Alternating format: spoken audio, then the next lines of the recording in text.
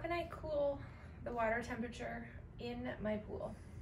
The pool water gets too warm in tropic summers.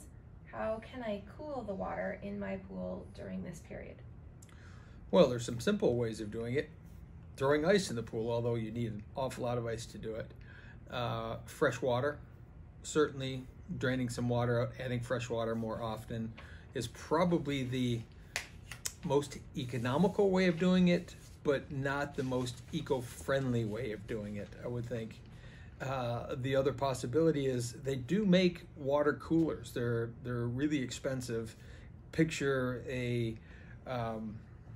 someone that sells minnows, and they have a cooler tank that they keep those little fish in, keeping that water a certain temperature.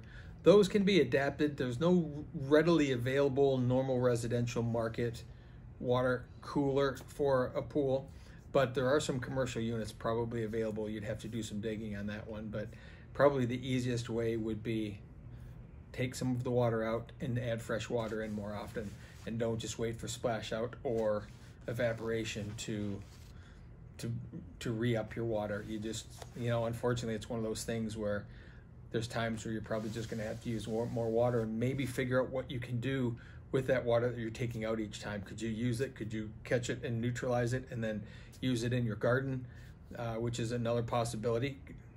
A 500 or 1,000 gallon tank, dump it in there, neutralize the chlorine, then use it in your yard so that you're not wasting water.